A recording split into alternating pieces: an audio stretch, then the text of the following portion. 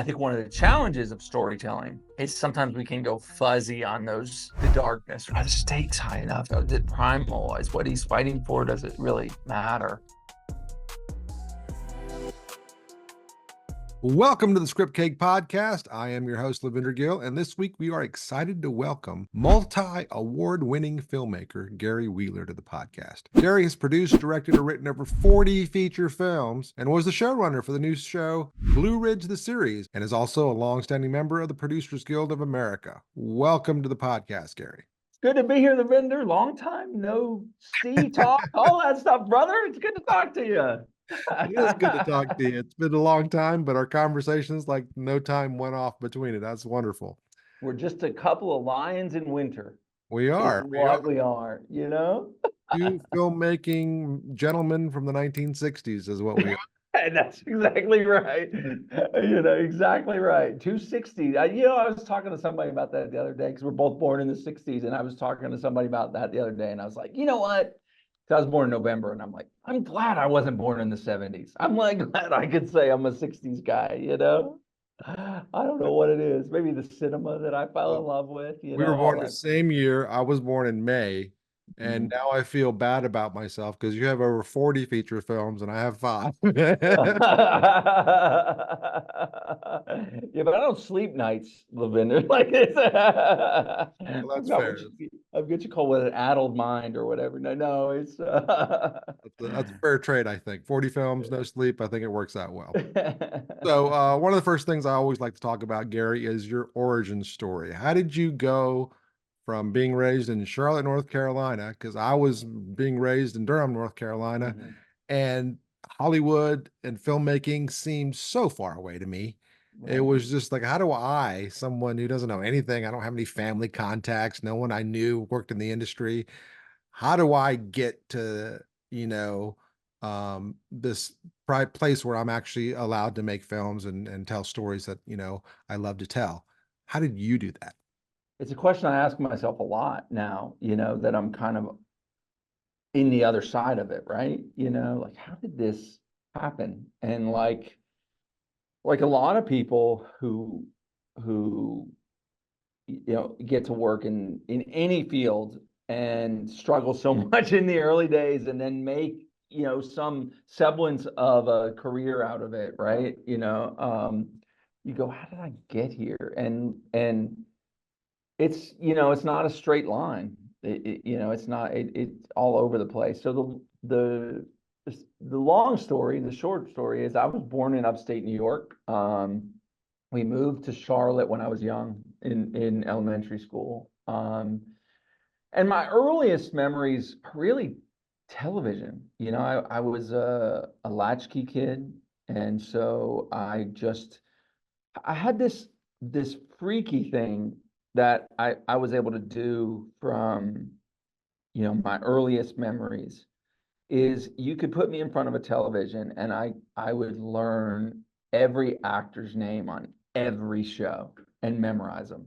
And I don't know what drove me to it. I don't know why, but even now, even over the years when I would go do auditions, I might geek out way more on the guy who did like 2 episodes of Love Boat, or whatever the show was, Wow. because I just would remember this stuff. And so I just loved television, and that slid over to movies eventually. And when I was in high school, I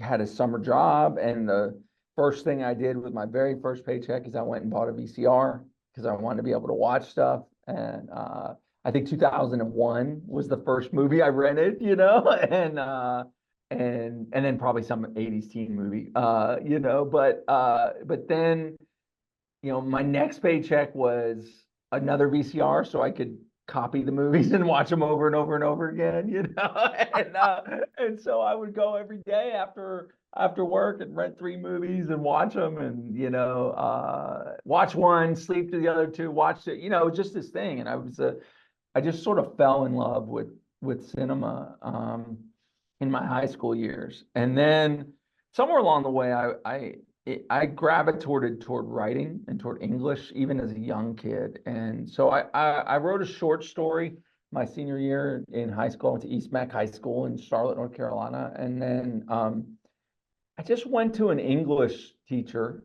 Mrs. Thomas, and I just said, "Hey, can I turn my short story into a movie? And can you give me credit for it?"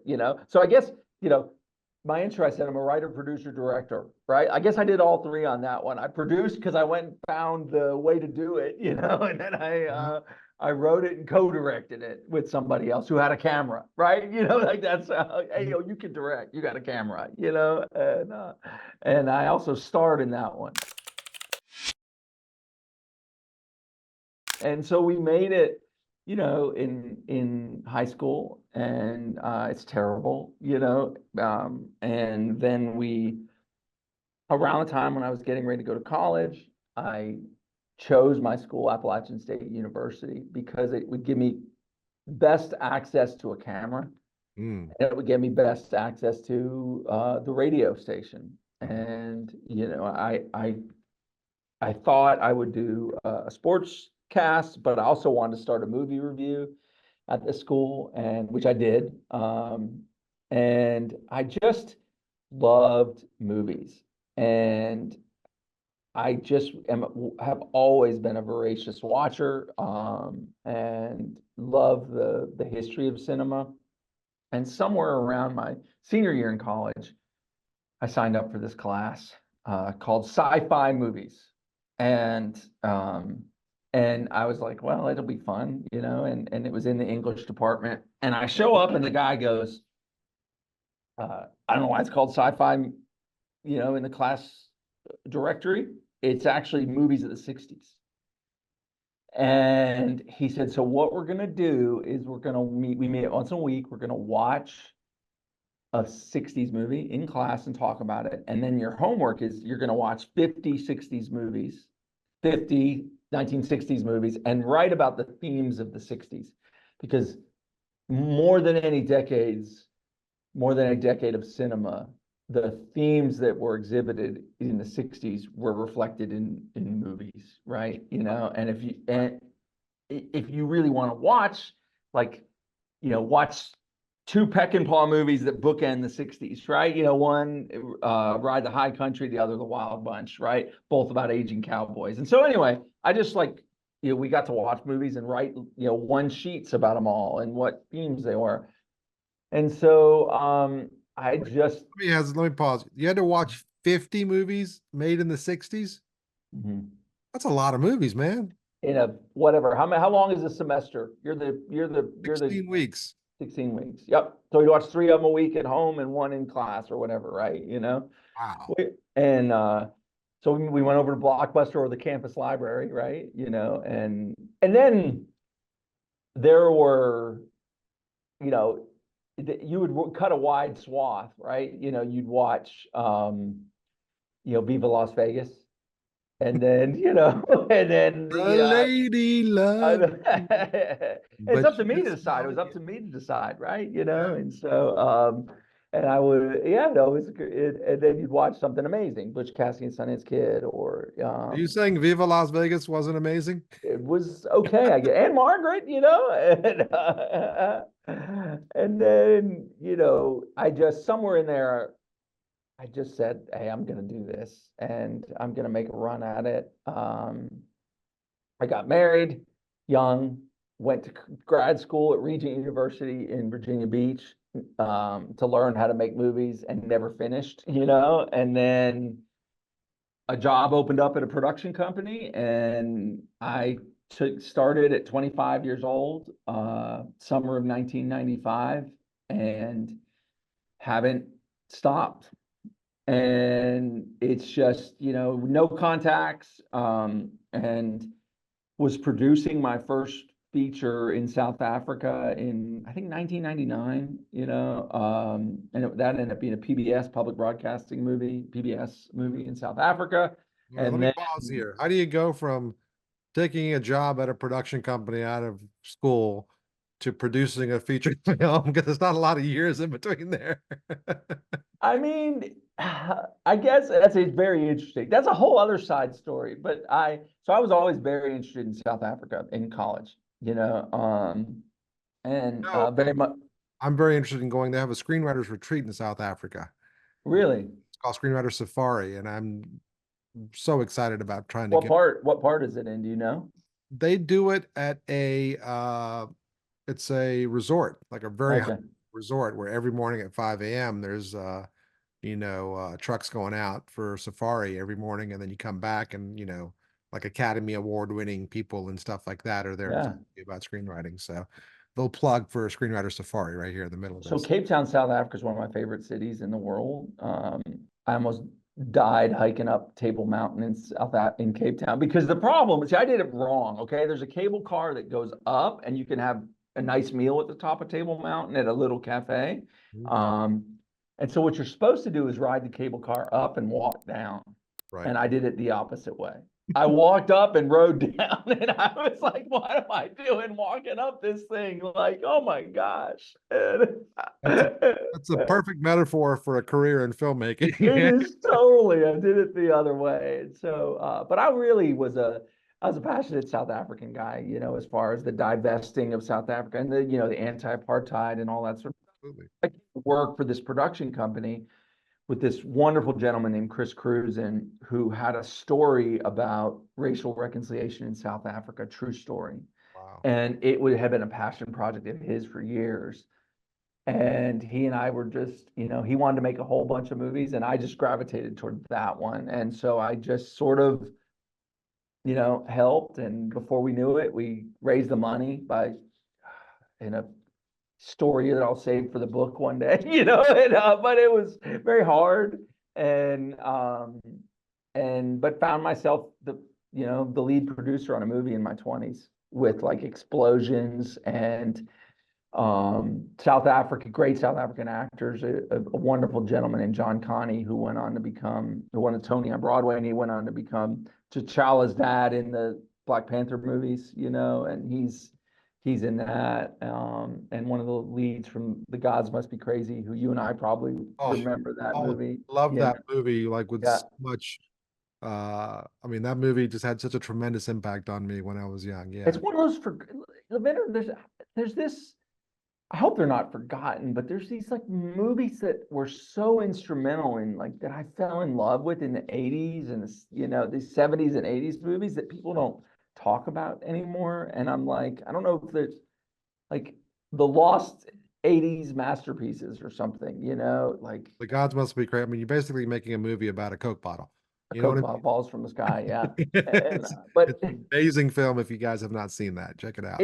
it's fantastic. But even movies like Mississippi Burning, people don't talk about that movie anymore. And that was just a zeitgeist of a movie, And I went in a deep dive with somebody over the Big Easy recently, Dennis Quaid, New Orleans movie, and it was just like a great procedural, and but nobody talks about them anymore, and I love those. I love to go back and rewatch those movies. There are so And many movies from that era, even nowadays. If you talk about the big ones like Back to the Future yeah, and sure. Hughes movies and so many different things that impact us in so many ways, but even like obscure ones. There's one called Brain Donors. I don't know if you ever saw that. It was a comedy with John Turturro that to this day cracks me up. It's just completely over the top, silly, you know, uh, thing. I saw that movie and Army of Darkness on the same night. We rented Oh them my in gosh. college. It was killer. It was a killer night. Those are two classics. Didn't Bruce Campbell didn't he come once to like North Carolina School of the Arts and speak or something like He that, may have. I know I Yeah. wasn't there when he did, when I was either Yeah. a student there or when I was teaching there. But no, I love Bruce Campbell and I'm gonna put him in something one day. I just don't I know. know that's like He'd be perfect for one of your westerns, man. he would be. Briscoe County. Yeah, Briscoe I'm County Jr. sure Briscoe County's an amazing show, and uh, The Horn. yeah, I think about there's movies like that. I always tell people like back when HBO was in the 80s, they would get on a loop of movies, you know. So I have this like you like the movie FX. Remember that? Brian Dennehy and Brian Brown, you know, and I'm Yeah. like, that's a great movie that people don't talk. Silverado, that's another Western. I just probably watched It's good. 100 times, you Yeah. know. And so anyway, so that was South Africa, and then from there, I was kind of on my way, and the doors just started opening. It, you know, there's this thing that happens sometimes if you're stubborn and you stay in it long enough, Mhm. that the insignificant thing from one project will open a door to another project, Yeah. and then that little insignificant thing will open up another project, and that'll open up another project and another project. It's almost like this one led to this one, and this one led to this one, and this one. If you're just, you know, stubborn, you know, I guess, and you just stay in it, and eventually over time I got to the place where I was just steadily working, you know, and one thing led to the next, and then the next, and the next, and the next, and it's just been a Had you, amazing thing. had you established your production company at this point and you were producing everything, or were you just working? So somewhere in 2020, I think that was early 2000s when I Mhm. established my production company, and maybe 2003, something along those lines. So it's funny, what I always say is my first like three movies took me 8 years to make, and then my next like 30 took me 8 years to make. Like it was one of these things, like I was doing all of those movies, it took forever, you know, and it was so Well, hard. I just And directed my third film, so hopefully they'll accelerate now because oh gosh, it it does was first just three out. it was just took forever, you know, and then I just had some levels of success, you know, and they this project led to that project, and that project led to that project, and you know, I would say the one through line for me, especially in the early years, is I was kind of a Bob the Builder type, you know, in the sense, can he do it? Yes, you can. Like I just said yes to a lot of stuff, you know, even if I didn't really know how what I was talking about, you know, I would just, you know, oh yeah, I can do that, you know. Oh, I make that movie for no money? Sure, okay, you know, got asked like to shoot a documentary in Nepal. I'm like, of course I can do that. exactly, Come to exactly. find out cameras don't work above a certain, sea level and this, that, and the other, and all this other stuff. But, you just kind of figure it out on the way. And that's the process you have to take when you're starting out. I had three movies back to back that each opened the door for the next. Mhm, And then, and that was really the Final Solution was the movie we made in South Africa. mhm. And the interesting story was, so I did Final Solution in South Africa. I mentioned John Connie, who's in that movie. And then I did a movie called The List, Mhm. in with Robert Whitlow. Yeah. It's How based did on you one of his get books. connected with Robert Whitlow? How did that happen? So we moved back from Virginia Beach to Boone, North Carolina. And a friend of mine who was running a small film festival in Charlotte called about, he wasn't my friend at that point. I hadn't known him, but he heard about our South African movie, Right. watched it, and he was friends with Robert, and he uh, knew Robert had written several books at that point. He was a best-selling author. He was a Charlotte attorney, and he was looking for somebody who would help him adapt a novel. And I guess somebody who was I fit the bill in a lot of reasons. I liked I understood the message of the book, right? But I also had Charlotte connections. I lived not far away. But he really liked Final Solution, our South African movie. Robert did. And so that opened that door, you know. And so we had a meeting. He came up and met with us in Boone, and we just knew we were supposed to do it. And I had read his book. I didn't stop crying at the end, you know, it was like a really touching ending. And I talked to him about that, and we set out to make it was kind of serendipitous, you know, and so we set out to do that and write it, and eventually I just said, well, it was funny because I said, okay, I'll produce it. And then we sat down, it was like, okay, well, I'll write it. And then all of a sudden I was like, okay, well, I'll direct it, you know? And then it was like, you know, all of a sudden I had done all three on it, you know? And then and the interesting thing when we came to cast the the bad guy, I mean, spoiler alert, you know he's the bad guy pretty quickly in the movie. You know, I had this list of actors that were a who's who of actors. You know, you would know them if I mentioned them, Oscar nominees, Oscar winners, like all these great 70 giants, you know, and I was like, I gotta have a good villain. And so I listed them, and on that list was Malcolm McDowell because I loved, you know, I remember him in a movie called If in college. It was one of his first movies I don't know. before he did Clockwork Orange. Yeah, so you should look it up. It's like a deep cut in British cinema, you know, and so it's what really led Kubrick to cast him, you know, in A Clockwork Orange. At least that's how I remember it, you know, Malcolm telling me. So on my list, I went through everybody on the list, cold called all these people, you know, got nowhere. I was about 2 weeks from shooting in Wilmington or opening a production office in Wilmington, and I was going to cast somebody else. I couldn't get to anybody. I couldn't get to a lot of the cast that were on there because I didn't know anybody, right? I didn't know any agents and all that sort of stuff.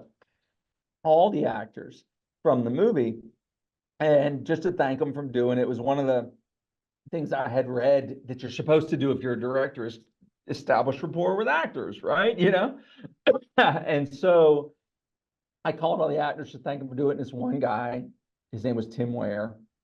He just said, "Well, I got a buddy if you haven't cast that role." And I was like, well, I got a guy I like, and you know, no. I said, but who's your buddy? And he goes, Malcolm McDowell. And I go, well, Wow. how am I going to get to Malcolm? And he goes, you want his cell phone? And I said, wait a minute. Wait a minute. You can't give me Malcolm McDowell. I said, and then he said, I'll never forget it. Do they golf in Wilmington? And I said, yes, they golf in Wilmington. And he said, well, Malcolm likes golf. And so I was like, so Tim said, give me 5 minutes. I'm gonna call Malcolm, see if he's available, whatever, you know, all this stuff, and then we'll go from there. And so you know, then he calls me back. He's like, yeah, Malcolm says call him. So here I am, like standing in the Screen Gems at Wilmington. You've probably been on a lot. Yeah, studios. And I'm like wandering around. Hey, Malcolm, this is Gary. About how, you know, and he just goes, you know, Gary, you know, I can't even do a Malcolm, but he goes, send me the script and I'll call you tomorrow. Wow. And yeah, if I want to do it or don't want to do it, you know. And so he calls me the next day, first thing in the morning, and he goes, that's a good part, you know. And he said, you know, you'll have to talk to my agent and make the deal or whatever, you know, but yeah, I'll do it. You know, he said, but I have to ask you one question. Oh. And he goes, have you ever made another movie before? Because he didn't want to make one with somebody who had, you know, who had never made a movie before. And I go very confidently, false bravado, you know, yeah, I just finished one in South Africa. And I knew he had done a movie called Bopa in South Africa recently. And the co-star in his movie was Marius Vayers from The Gods Must Be Crazy. And that's the guy we had just worked with. And I go, so I very false bravado go, yeah, I made a movie in South Africa with John Connie and Marius Vayers. And I pronounced their names right, you know, and he said, oh, John's you know, I know about him from the London stage, and you know, and I just worked with Marius, and you know, yeah, I'll do it. And so one thing, you know what I'm saying, the small serendipitous thing leads to the next. And then fast forward, that was a pretty successful movie. So then we went out to make The Trial, which you came to a screening of early. And that was supposed to happen at one point. It was a courtroom drama from Robert Whitlow. And then, you know, we had a hiccup kind of in the middle of it. We had to, you know, regroup, and then we made it later in the year. And so here's the interesting story about that is we made a list of 80 people who we wanted to be the lead because it's a courtroom movie, and Matthew Modine was number one on our list. We called Matthew. He called his people, and he was doing a play, at the Geffen in LA and couldn't do it. And then, so we cast the movie and then had some hiccups in the process that weren't our fault. And then 5 months go by. And at the initial part, I had actually sent the script to Malcolm and wanted him to play a role. And he's like, this is a great script. I really want to work on this thing, And I'm not saying he thought it was great because we were great. It was just a good, it's a good story. And 5 months go by and we, are ready to shoot the movie. And Malcolm Kidd, none of the people who we thought could do it. They were all doing other stuff. But interestingly enough, Matthew's play was finishing. So we get a call at the 11th hour from Matthew's agent and says, hey, he's finishing his play. Is that part still available? Wow. And we go, well, yes, it is, And so then, Matthew comes and we change the schedule a little bit so that we could get him. Robert Forster from Jackie Brown's in that film, and we actually shot his stuff first, Bob Forster stuff, and Rance Howard's in that as well, right? Rance Howard, Bob Gunton, Bob from Gunton, Shawshank. from Shawshank. Yeah, absolutely. Yeah. And when I was on set, Rance was doing a scene in the courtroom with Matthew. So that was, I remember that. Yeah, Rance is the judge, and so Matthew comes, and somewhere in the middle of it, I sit him down, and we're buddies, right? We're talking, and I was like, hey, why did you decide to do this? Mm-hmm. And he looked at me and he said, well, or how does an actor come to the process of deciding yes or no? Because at that point, I'm thinking, I'm just thankful anybody wanted to work with me, right? Like, why me, right? Like, why would you want to do this thing? What's the decision? And he said, it was all the things that good actors, and Matthew's a good actor, say, I resonated with the part. It was all these things. He said, but when it came time to make a decision, I looked you up on IMDb, or IMDb in its early stages, and I looked at who you'd worked with. And the Kubrick family is small. You're leading a Kubrick movie, it's a small, and Matthew had done Full Metal Jacket, and which might have been the movie that Kubrick made right after Clockwork Orange, like 10 years, and I can't remember. I think that's true. It was before Barry Lyndon was before, and so they're the two leads. So he said, I called Malcolm. Wow. And he said, I asked Malcolm about you, and Malcolm said, Matthew, I read that script. You should do it, Garrett. And so, wow. Right? Lavender, there's like three, like this led to this, which led to this, and then it just builds upon itself, like step by step. Yeah, if you're and those last two movies were 20th Century Fox. They had a brand called Fox Faith at that point, and so those were under that brand.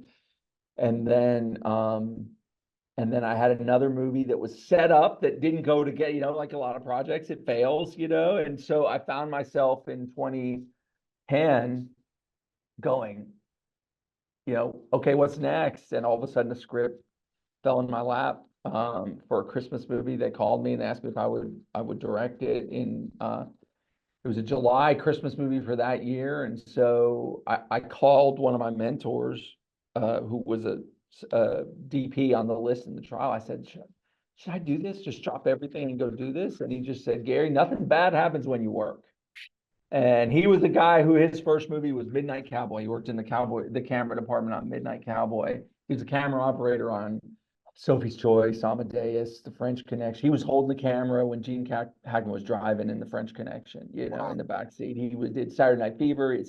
He's the one who shot John Travolta walking down the street. All that stuff, right? His first movie as a cinematographer was maybe a League of Their Own. He did the remake of Thomas Crown Affair. You remember the big Pierce Brosnan? Love that. Beautiful movie, beautifully shot movie. There is a Mustang in that movie that I want. If you remember that Mustang, it was like a 4-wheel drive Mustang or something. Yeah. Anyway. So Tom was the DP on that, and he lived in with the woman, and he just said nothing bad happens when you work. The visuals were intense in that because there was a lot of misdirection and stuff going on in that movie. It's a beautiful movie, and so I went out to Simi Valley to shoot a Christmas movie, it's called The Heart of Christmas, and Candace Cameron Bure, the lead in it. It was right before she went and did a whole bunch of Christmas movies, and it was successful. We turned it in. We shot it in July. We turned it in October. It was successful. The network really liked it, and almost immediately the president of the network gave me another one, and then another one, and then another one. And I think I did, 2 or 3 movies in 2011, 1 or 2 movies in 2012, 4 movies in 2013. It just was a thing, and it just sort of happened, and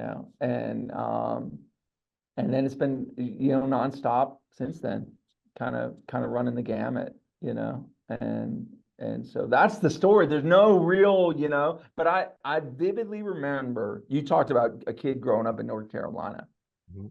My entryway was a film critic in Charlotte named Lawrence Topman, Hmm. and he would write I guess he was nationally syndicated, but every Friday I got the Charlotte Observer with the movie reviews, and I just remember voraciously reading the movie reviews, and one day I'm going to meet Lawrence Topman, and I did, and he actually wrote an article on me, and all those things, but I didn't know how I was going to get there. I was a kid. We lived in rural Charlotte, on a couple acres in the middle of nowhere on a dirt road, where I walked 1.5 miles to the bus stop every day, and uphill both ways. No, but it's just tough, right? How do you get, and it just happened, and I'm thankful and blessed that it did. Well, that's exactly, it takes a lot of faith. It takes a lot of get up and go.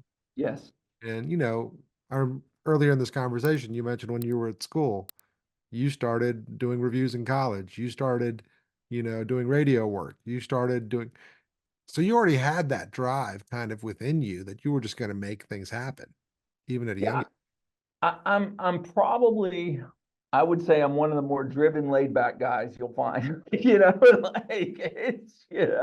a weird thing. I'm into the Enneagram too, so I'm like I'm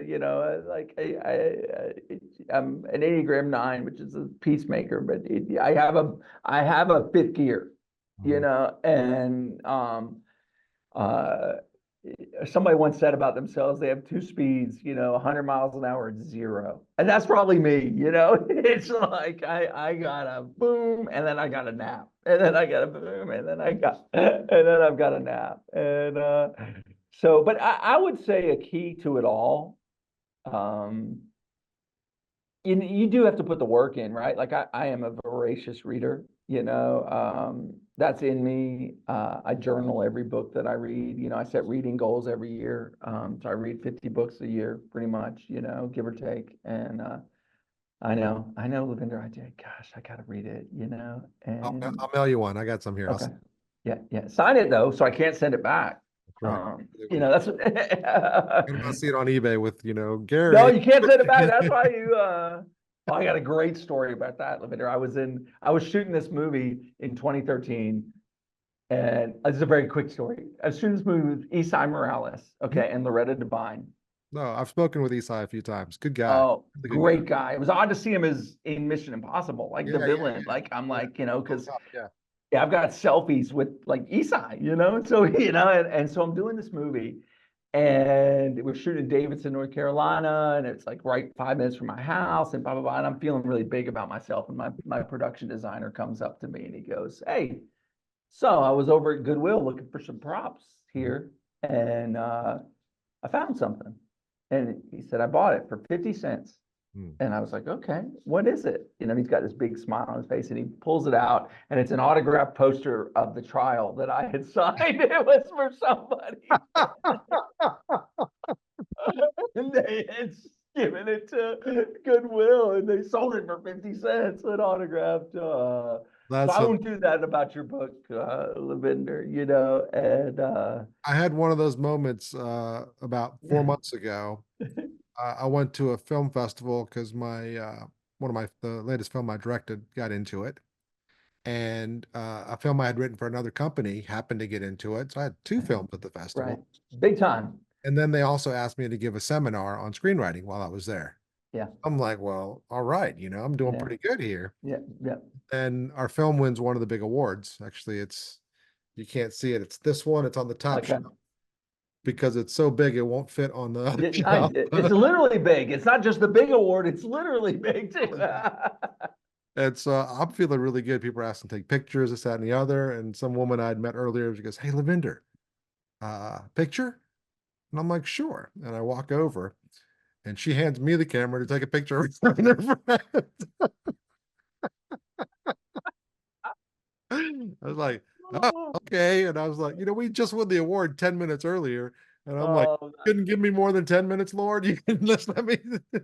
there's a funny story that Matt Damon tells about that in the height of his like Bourne movies. Yeah. Somebody recognizes him and he tells like, he's with his wife and he's like, yeah, and he's like, and they said they're like, picture it. So he goes over and like puts his arm around the wife. And the husband looks at him like, what are you doing touching my wife? And then he gets a picture and he's like, oh, it's a great story. And but I going all the way back, I love to read. I love to read. Yeah, and there was a lot of education. You and I have talked about Blake Snyder in the past and Okay. Linda Sager, and it's a great book by John Badham called, I'll Be in My Trailer, about directing. It's one of my favorite books on directing. Pound of Flesh by Art Linson, about producing. Have you read the one by Sidney Lumet on directing? It's on my desk usually. It's called Making Movies. Making Yeah, it's Movies. The Verdict is one of my favorite films of all. Verdict's an amazing film. You Paul watch Newman. that. If you're making the trial, you had to watch The Verdict. I did. I watched every courtroom drama you could possibly find, and that's probably my favorite, other than my favorite movie of all time, which is To Kill a Mockingbird. And that's probably my favorite. But yeah, like even here, like I've got Stephen King on writing, and Fantastic. it's a great book, right? And I just this year read oh my gosh, Leave the Gun, Take the Cannoli. Oh, it is. That one. Oh, it's all it's The Godfather. What happened behind the scenes of making The Godfather, and an amazing. Godfather's in my top. Like it's probably number two of all my favorite movies, and it just goes into a deep dive on all the things Did that you the watch that producer. series that came out last It's year? based on The Offer. The Offer is based, I think, on that book. Yeah. Great Yeah, series.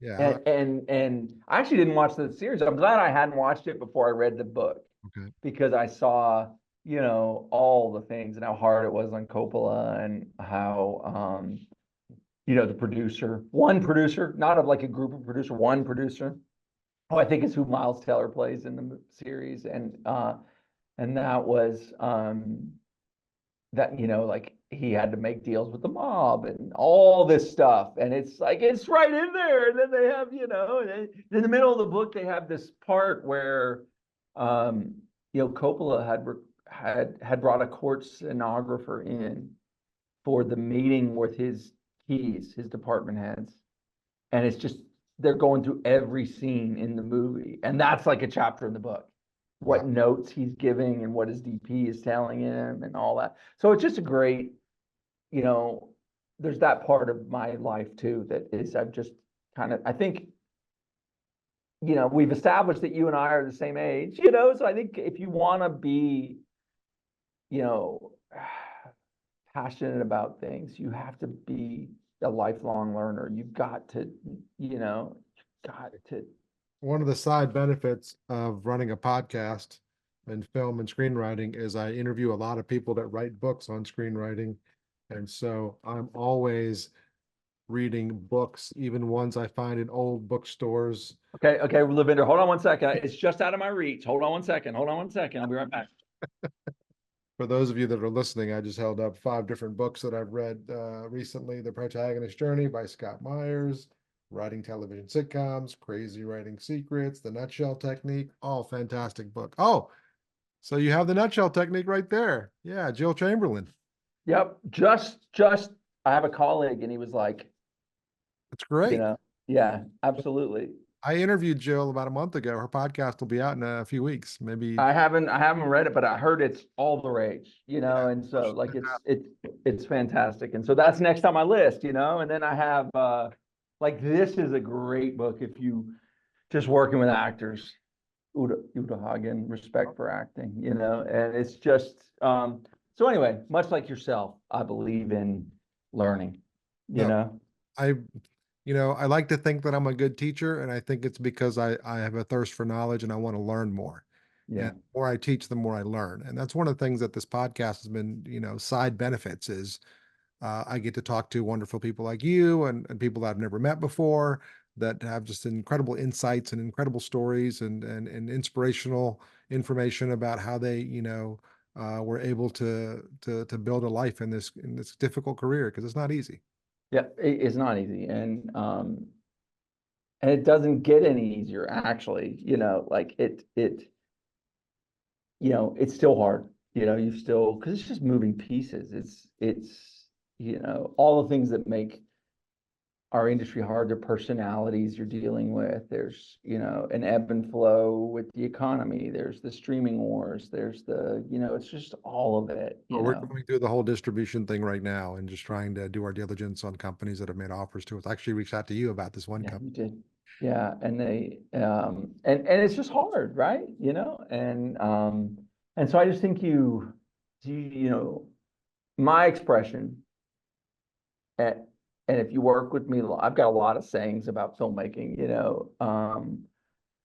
but the overall one is just survive in advance. Jim Valvano, survive in advance. 83 It's championship. That's right. Survive in advance. survive in advance. Five, Yes. five pack attacker. Five back attack. No, I remember where I was when they won, watching that game. But it's just that's the nature of the business. Survive in advance, learn what you're going to learn, Right. and to keep moving forward. All right. Well, I got a couple more questions here for you. One is you recently were a showrunner on a TV series. Tell me about that experience, how that came about, and also what was different for you between the television world and the film world? What's interesting because I kind of made the leap over to TV with that movie I was talking about, Heart of Christmas, and I just sort of started doing TV movies and movies that were, like TV movies and streaming movies, and it's just one right after the other. So I made a lot of Christmas movies. I've made a lot of Westerns. And I actually really, really enjoy working in television. So Blue Ridge is coming out April 7th on the Cowboy Way channel. And it's based on a movie that we had made in 2019, right before COVID hit. It stars Jonathan Sheck from That Thing You Do, which if you look over my right shoulder there, that little autograph thing right there, that is a poster that he gave me a couple years ago. They did the band, the Wonders, the Oneaters, Neither. they had an event in where was it? Illinois, and uh, Ethan Embry and Tom Hanks couldn't be there, but the other ones were Tom Everett Scott and Steve Zahn.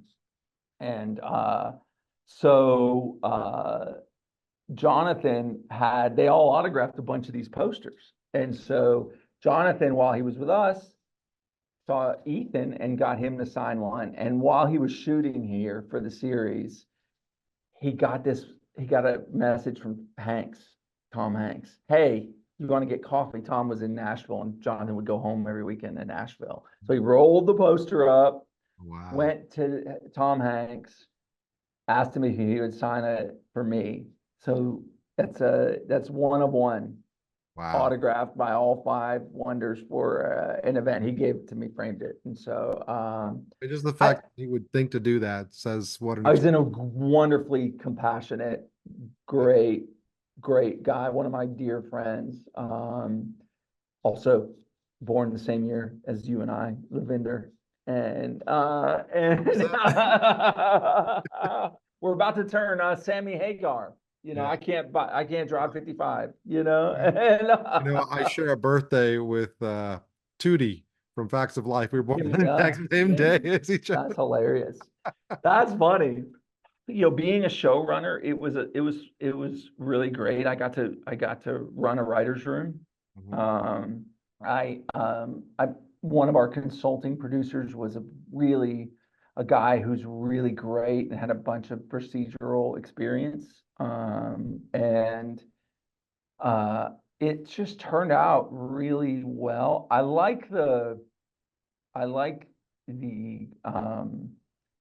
confined nature of the storytelling, in the sense that these are the act breaks. You got to hit this at this point. You got everything that leads into commercial. You've got to raise the stakes. Um, and I think that was a learning curve, but also something that I really gravitated toward. I also realized over my career, I like moving fast. I like moving fast on a set. I don't like, and TV lends itself to that. I like moving Yeah, quickly. I yeah, like, yeah. You're shooting a lot more coverage in TV than you are for a feature film. So you got it. yes. You don't have a choice because you don't have the time to do it. Yeah, and you shoot days are, nothing, and so you're cranking out episode 8.5 days, every 42-minute episode. Boom, but moving on, and I really like that. I like raising the stakes each act. That's one of the things, since we're talking about, you know, screenplays and screenwriting, it's one of the subtext here of this whole thing.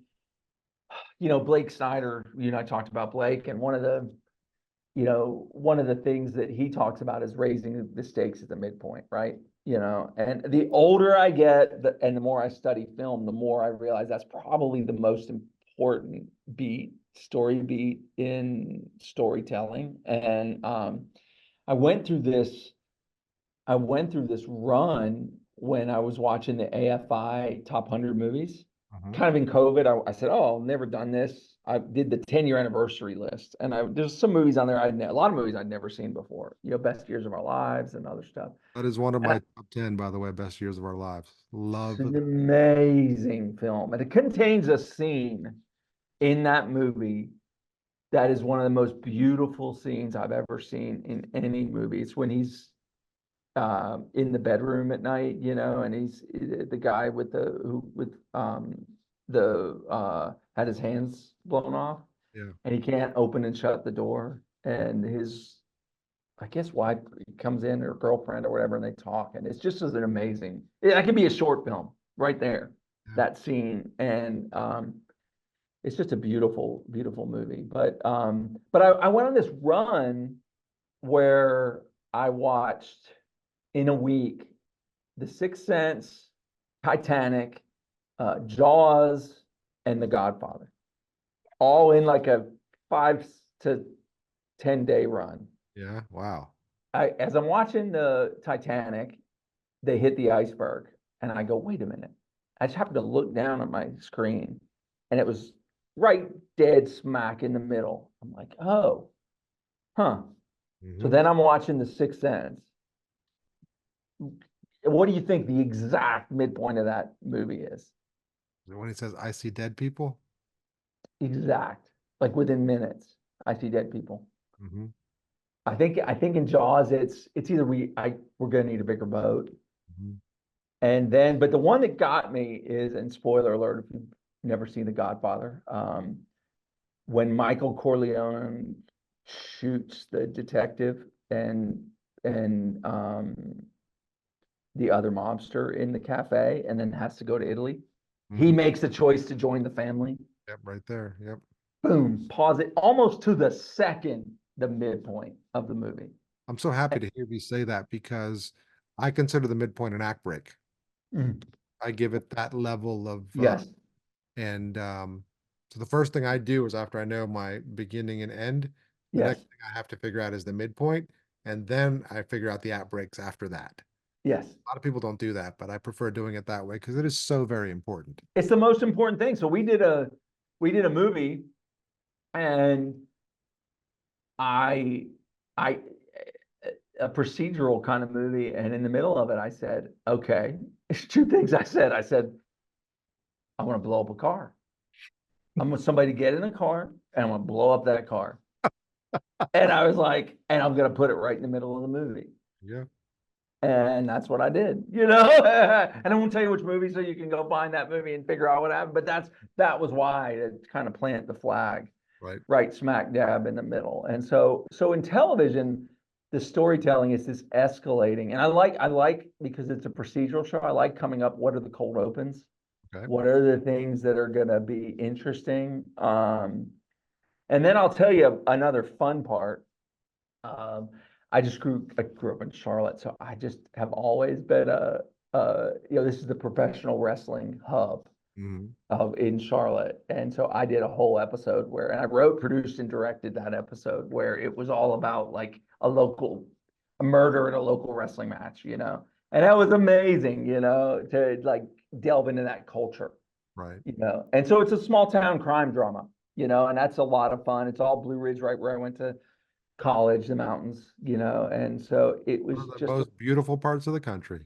it's, it's, it's God's country, Lavender, you know. If you're looking for God, that's where he is. It's God's country, and so I just like this. I like the nature of it, Okay. of television, and I like the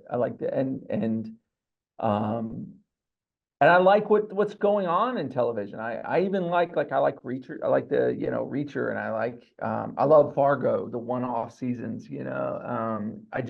I just think it's great, you know. But I also like an old school procedural, Father Brown, you know. It's a BBC show that's wonderful, you know. A cozy murder is what we call it in the industry. You know, it's a little cozy murder Thing show, that you you just know. mentioned, Reacher and Fargo, we just finished both those seasons this past week. My wife I'm and I all Fargo, my son and I watched Reacher. Yeah. I'm almost done with I've finished Reacher. I'm almost done with Fargo, so don't tell me what happens, you know. And but I'm pretty convinced that John Hamm is the perfect thing for the world of Fargo. Oh my God, he was fantastic. You've never seen him do anything like that before, and he killed it. Yeah, yeah, yeah. He But absolutely. don't tell me how it ends. I'm on episode 8, I think, or something like that. You know, and Sure, you can guess how it ends. I'll just I leave it. I think it's coming. I think the train's coming. You know, and Interesting, because most of the time when we go watch a movie, we already know how it ends. yes, Want to true. we just want to see the details of how it ends. What's the specific about it? What's the entertainment value in the way that it's going to end? Um, Yeah, and there's a few. I remember my brother turning to me in Big. mhm. And I remember him turning to me toward the third act, right? And he said, I don't know how this is gonna end. And I just remember like, and I would have been 17, 18 at that point. He's older than me, but like I just remember that was such a, because I'm sure if I went back and watched it now, it's very of course you know how it's gonna end, you know. But I remember it's kind of a formulaic story, and it was like the fourth of 8 of those body switch movies that came out. But there was a level of storytelling that felt unique to that particular one, you know. That was Laverne directed that. What was her She name? did, Penny Marshall. Penny Marshall, yeah, yeah, and of course Tom Hanks' first Oscar nomination was for Big, and so it was, you know, but I remember that, you know. There one film like in your youth that made you realize that, wait, I know something about filmmaking. I can do this. I don't know if there was a movie. Okay, so let me think hard about that one. Well, while you're thinking, I'll talk about mine. Yeah, yeah, I yeah. remember I went with a friend to go watch Unforgiven, Mm, and we walked out, and she was like, like just didn't enjoy the movie in any way, shape, or form. And I yeah. remember I looked at her and I said, "Are you crazy? That's going to win Best Picture."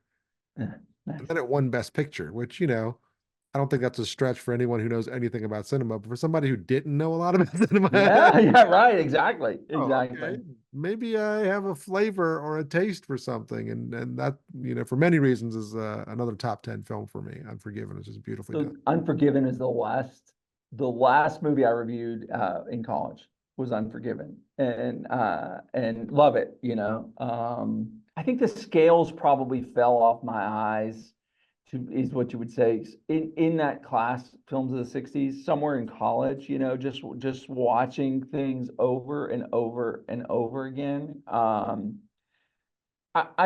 so I will tell you a movie that really had an impact on me, and it's not one I go back to much anymore. It was late my freshman year, late one night. I'm on campus, and they're having a midnight movie, film screening for showing a film print. And none of my buddies, freshman year, none of my buddies would go to it. And I was just like, it's Friday night, whatever. And I went, and I remember just being blown away, but just like something amazing was happening in front of my eyes, and that was Apocalypse Now. Mm. And I just was going. It's not a movie I would even gravitate toward now. It's not, it's not my palette, as a guy who has 4 children and all those things, but I just remember just being, loving the experience of that movie. And I saw it at night, late at night, like in a, seedy campus theater, like all those things. The other one that I would come back to, I had this run in high school where I just watched a bunch of 80s movies as they were unfolding in front of me. Mhm. And Bull Durham was one. I must have seen it. Great film. I must have seen it 10 times, at the theater. The Big Chill. I can quote that movie, The Boulder. I won't. Yeah, no, you won't. Me But neither. I can, yeah. Ron Shelton wrote a book about that. I think Ron Shelton wrote a book about the making of it recently, and that, so it was that movie, the Princess Bride, That is one of my favorite films. I'm going to turn my screen real quick. That is the Italian poster of The Princess Bride. oh my goodness. It was called La Storia Fantastica, and in the Looks poster, a little like Empire Strikes Back from this far away, It's like, oh yeah, there you go. Got it. There's the I mean, yeah. there's a pterodactyl in the poster. There's like stuff, and Inigo Montoya is the main protagonist because it's Of Italian, course he is. but he has a Conan sword, which he didn't have in the movie. He had a It's so funny because we were shooting a movie in Tucson not too long ago, and Carrie Elways was on tour with his book, and I I couldn't get went. to it. Oh, I couldn't get to it. Came to Philadelphia. We got a picture with him. He was fantastic. Oh, Oh my I God. couldn't get to it. It's a great book, Yeah. and but the other one, I'm glad you took me down the deep dive. Really, I'll tell you the experience, and I'll tell you why, and I'll tell you just everything about it. Wait, let me time out real quick while you're sitting there. I just realized I have all the Princess Bride Action figures. action figures right here behind me. I mean, that's my son's favorite book, actually. It's his favorite book of all time. Even our So dog is named Buttercup. So yeah, that's how big that it was a huge seminal movie, right? So for me, summer '89, maybe you'd have to look up when it came out. I go to see on a bright, hot, sunny day, Who Framed Roger Rabbit? Mm. And I watched this movie, and it's just the vibrant colors, it's all things I love. Like I always have gravitated toward like noirs and those, detective things, but I love cartoons, and I love like all this stuff. And the key moment for me, Lavender, the seminal moment probably in my life, okay, as a storyteller and as a filmmaker, was walking out of the Regency Theater in Charlotte, North Carolina on a weekday when I was probably supposed to be looking for a job, right? A summer job. And I was snuck in and I went and saw the movie instead when they didn't have Life 360 so my mom could track me as to where I was, Right. Yep. And I remember walking out of the movie theater, and the sun just hit me. And it was like a jolting me into the real world from this world of cinema. Because that's an immersive film. Mhm. The whole thing is immersive. It's all about, and I just remember going, oh, I want to do things that take people into new worlds. Mm. And that was probably the seminal moment that I've sort of never forgotten Yeah. about why we do what we do. Have you seen the studies about the similarity between dreams and cinema and going to the cinema? No, but I'd love to, you So know. just to the, bird's eye level, when you go into the darkness, it's when you go to your bedroom at night. Yeah, And interesting. the entire theater goes dark for a few seconds before the screen lights up with a projector. That's you closing your eyes Mm, for the REM sleep to start. And then the movie wow. is you and REM. And I just got goosebumps just talking about it. I haven't read that study in 25 years, but I remember thinking about it's magical. It's I magical. mean, cinema, that's important, right? Like, you know, going to the movies is important. Being around people and collectively watching movies. So this past year, one of the great things about having, you know, teenagers, there's a lot of things that can be challenging, you know, and, but I have three teenage girls in my house right now, and Oh so gosh. um, God bless you, it, sir. it's something, you know. One of them's gonna be 20 soon, so that's gonna be got to be better, right? You know, and I got but I got one. That's all I can handle. Yeah. I have three, you know, and you know, and an older son who's out of the house. But there's got these three teenagers. But I've been taking them to the Fathom events and you know the old classic Mhm. movies that are coming back. So last year we did Jurassic Park, um, Back to the Future, and at Christmas we did A Christmas Story. You know, and I've just enjoyed doing that, and probably one of my top probably one of my top 10 viewing experiences was St. Patrick's Day 2022. You know, you're getting old, Lavender, when you can quote dates. September, you know, St. Patrick's Day 2022, you know. So we were shooting a movie called The Warrant Breaker's Law with Neil McDonough and Dermot Mulroney and Bruce Boxleitner, who I grew up watching on Scarecrow and Oh, Mrs. yeah. King and Great all cast. this Tron, right? You know, and so it was a Saturday, and I texted Bruce, and he's a cinephile like me, and I said, "Hey, Quiet Man is playing on the big screen Worth today." Yeah.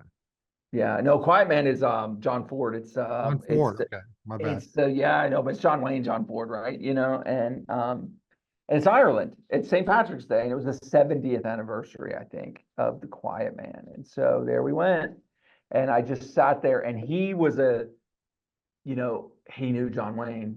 You know, Bruce is in his 70s, Oh and wow. he's telling me stories. He knows everything there is to know about John Ford and Westerns and so all this stuff. And so he's just telling me, oh, that's John Ford's brother. And that sort of, it was like one of the highlights of my life was sitting there with someone who, you know, knew cinema and watching The Quiet Man on a Saturday on St. Patrick's Day.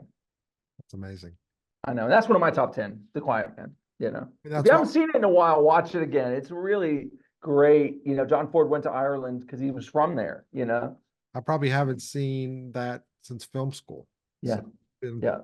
25 years or It's 30. a lighter John Wayne too. Like it's a you know, it's a lighter feel of John Wayne. I went to a museum in Utah, near Mm. Monument Valley, where they used to film all the westerns and everything. And it's a little tiny museum that has all these little artifacts from different movies and whatnot, and such a gorgeous part of the country. Also, um, there's something about being somehow trying to connect to those moments. And I would love to shoot something there. We always, you know, I've done a few westerns, and that's one of the things we talk about. Is done a we ton can of always it. I've done, yes, I have. Yeah. Which is surreal to me because I grew up, one of the shows I grew up watching was The Big Valley and High Chaparral and Bonanza and Gunsmoke. And every day from school, go back to Clint Eastwood, every day when I would come home from school, I watched Rawhide, you know, and that was kind of my thing. Now I love The Rifleman, which is a great show. If you haven't seen 30 minutes, 22 minutes, man, you can watch it. It feels good, you know, it's like, you know, I love those little popcorn shows, you know. Oh, well, the nice thing is you can watch all that stuff now without leaving your house or having to do anything, you know? It's crazy, you know. It's all there, and what you can find, you know. I've been doing a deep dive of obscure westerns lately, you know, like things that just, you know, you people have not remember. Well, I'm watching one with Gary Cooper and Burt Lancaster right now called Vera Cruz. It's, you know, they say it was a precursor for it was inspired Peckinpah for some of his like late 60s Oh, movies. wow. So it's 1954 and it's got a they're morally clouded people, Mhm. fortune hunters.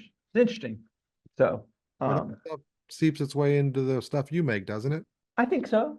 You know, I think we tend to like our heroes that are a little more heroic, you know, in the sense like that's, you know, a little more hero driven. But no, it's I love Westerns, and there's a reason that every time they think Westerns aren't coming back, they come back.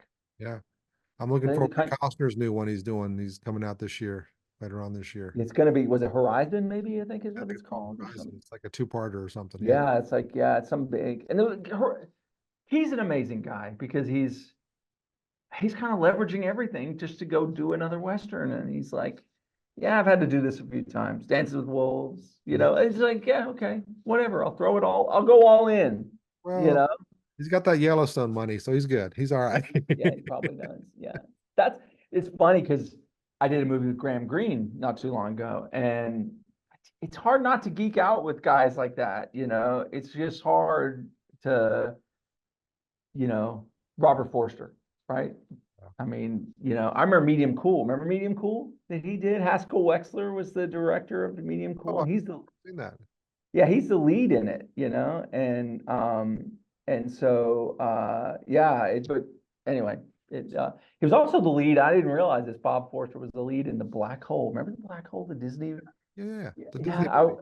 yeah, I was trying to watch that one day and I was like, that's Robert Forster, you know.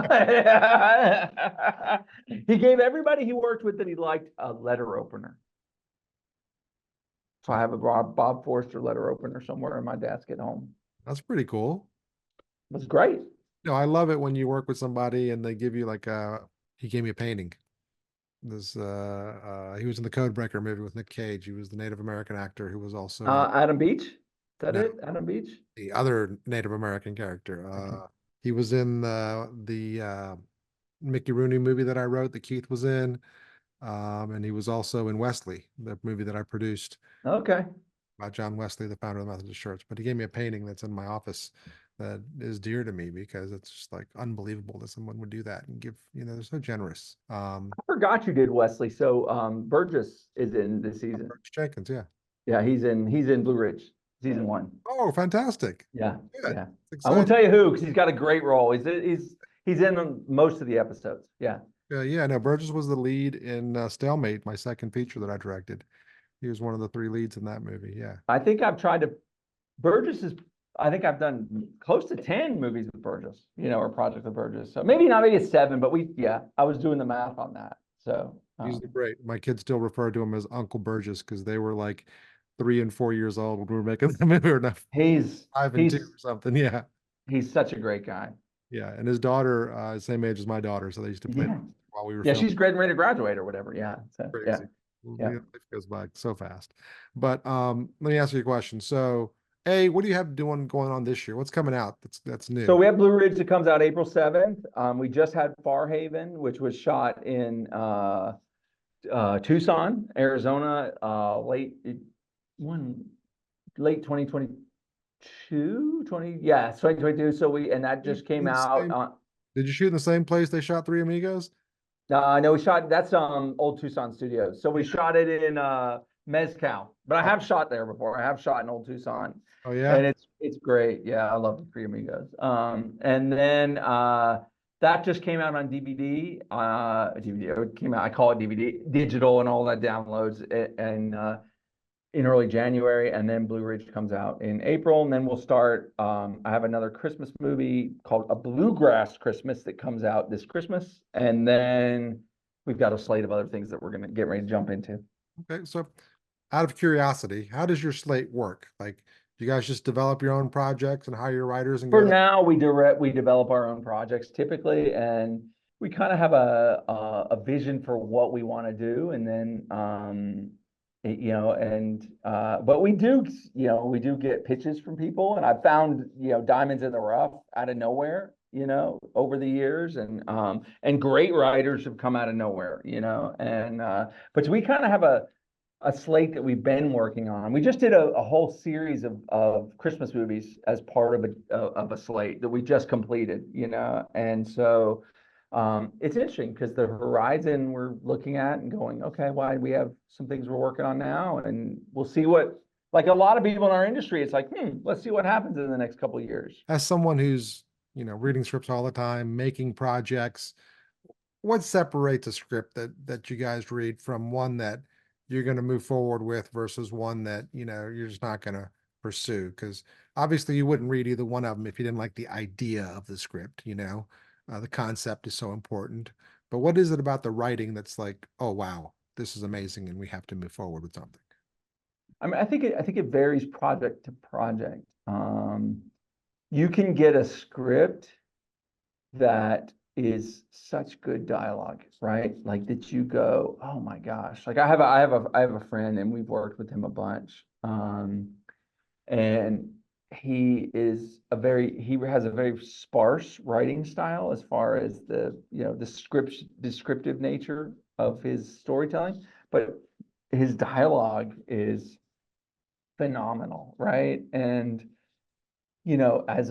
as somebody who can write, I go, oh, I can polish this into something great because it's such an intangible thing that he created there, and then it's the opposite. Like you could get an amazing story, that you just go, this would be a good movie, and then I think fortunately in the last few years I've had the opportunity to work with what I would just call professional writers, Mhm. like people who can just write things into production. One of the things Blake Snyder talked about is the job of a writer is to write something into production, and so you read something and you just go, this person really knows how to just write well, and it everything flows into itself.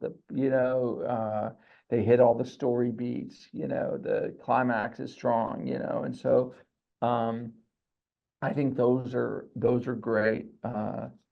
Those are some of the things I look for, and some of the scripts that I look for.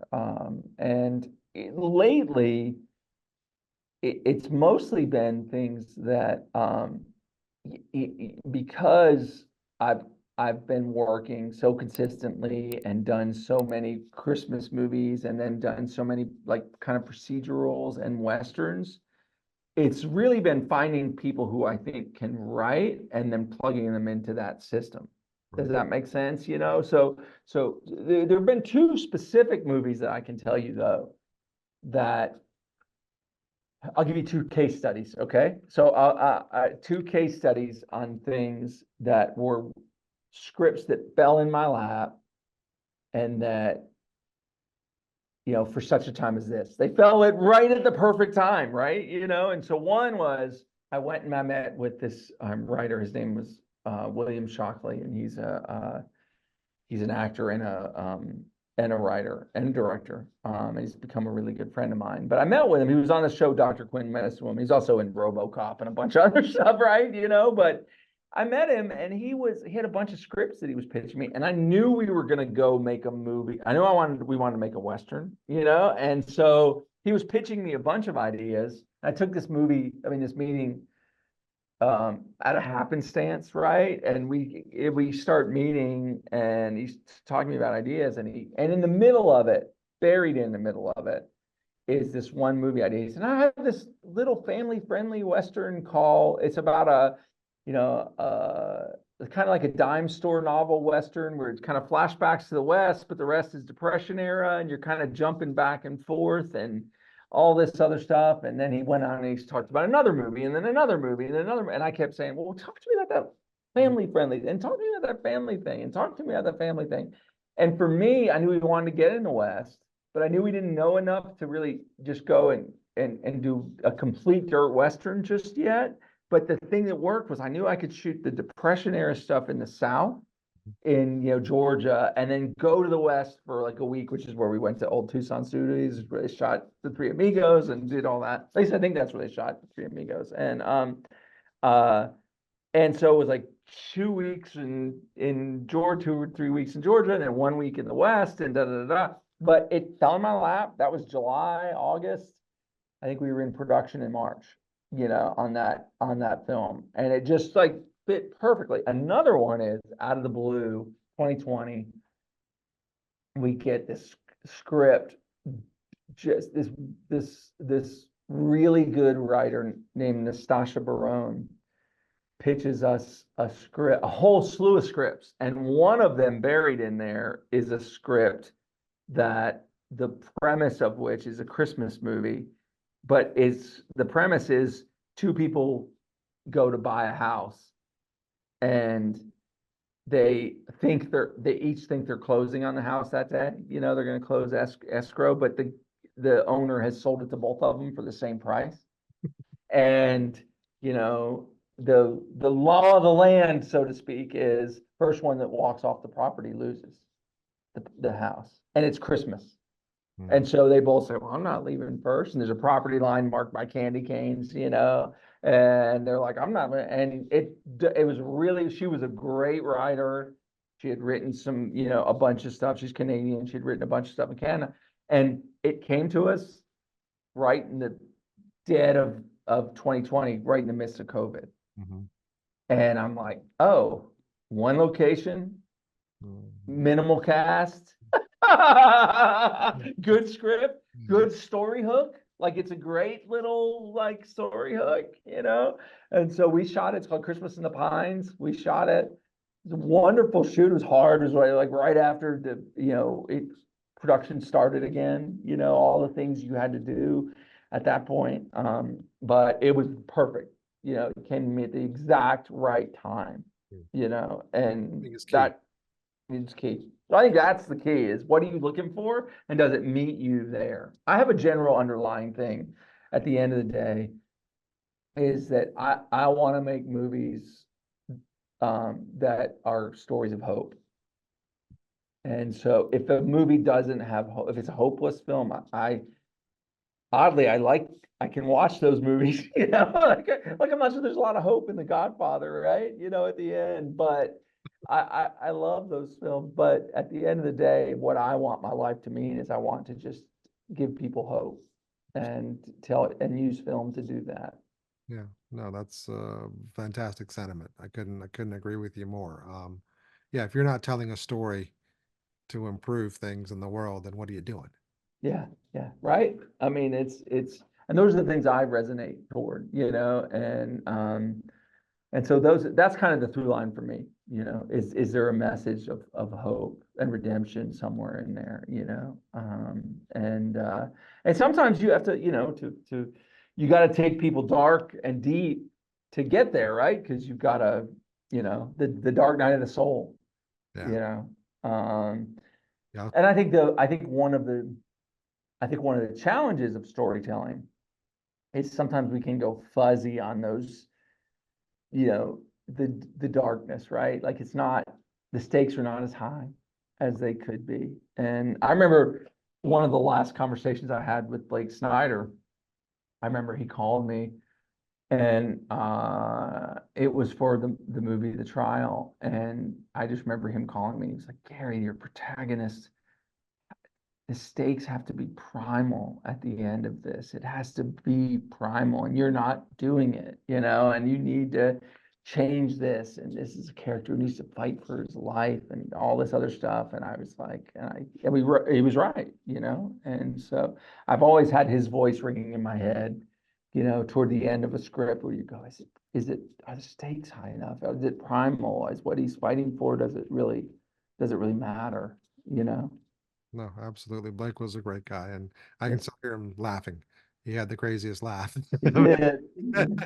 He took me to lunch somewhere, which was like a writer's place in Beverly Hills. We met, and I wish I could remember what it was called, because it was all they had these like autographed screenplays everywhere. It was a place for writers to go. And I wish I had journaled, right? That's probably the biggest regret of my career is I haven't consistently kept a journal because there's so many stories that I wish I could remember, and small moments on film sets and conversations that you have with these people, and that you go, oh, why did I not, There's these amazing things and experiences, and I've been blessed to work on projects all over the world, and I find myself trying to remember what was that person that I talked to at that. I'd love to exactly. meet them now, or I'd love to talk to them about something, or reach out.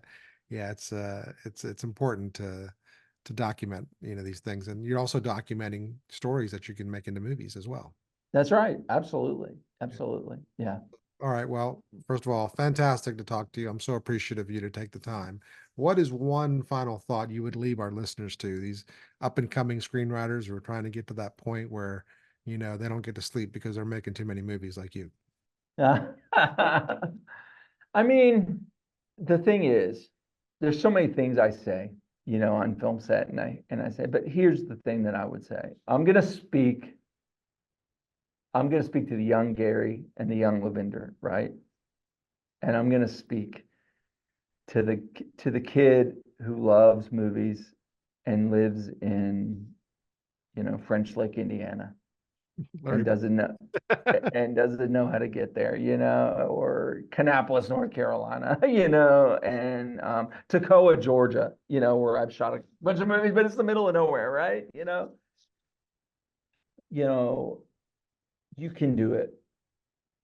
You can do it. Don't quit. You know, w- everybody is connected nowadays. You're one contact away from anybody. And, if this is your calling in life, if this is your passion in life, please don't quit, because you can do it and you can make it. And that's what I'd say to the up and coming filmmaker is don't quit. that's fantastic. I mean, one of the things that I take away from screenplay structure is sometimes I apply it to my life when I'm in a dark place. I'm like, Yeah, "Oh, I'm in the dark moment of the soul. Things are just about to get better." that's right. I can That's put right. it in that context, And the same thing is it's that stick to itiveness. And I'm generally the least talented writer in classes that I teach on screenwriting. The difference is I've written 50 screenplays versus people who've never written one. I have a little bit more experience and I've learned my way, through certain things. And it's more about the effort, I think, than it is about the talent, you It know. is, and I would say the second part of that is please, learn your craft, become a lifelong learner. It's a great book I read this year called From Strength to Strength. Have you read it? It's Arthur C. Brooks wrote it, and it talks about the tagline is finding meaning in the second half of your life. Mm, But there's a point in our young years when we're learning, when we have such a brain has such an ability to innovate. And at a certain point, your brain is going to start moving off of wisdom, what you've already learned. But in those times when you are young and you're growing and you're learning and all of those things, that's a really important time to learn your craft and to innovate, because it's a lot harder for guys like me and you, maybe in our latter years, to come up with amazing ideas that are creating worlds, but we're really good at applying the knowledge that we have. right. No, I agree wholeheartedly. There's a quote that somehow connects to this that I love that I've read recently is a man only has two lives, and the second one begins when he realizes he only has one. Oh, that's good. Really good. It's Uh, really good. well, on that note, I thank you so much again, Yuri. What a great fun to catch up with you and to see all the amazing things you're doing, and thanks for imparting your wisdom. Yeah, it's been great, and I appreciate you and all that you're doing. And I think this is a good thing that you're doing. Thank you so much. Yeah, Until next time. thanks. Thank you so much for watching this video, and as a small token of my appreciation, I want to offer you a free video course on how to outline your screenplay. I normally charge $299 for this course, but for a limited time, it is free. Now, it is a 5-day course, but I'm giving you 7 days to finish this outline, okay? After 7 days, that course goes away. So if you're not dedicated and you don't want to knock out a killer outline for your screenplay, don't do it. But if you do, click the link below. I can't wait to hear how you like it.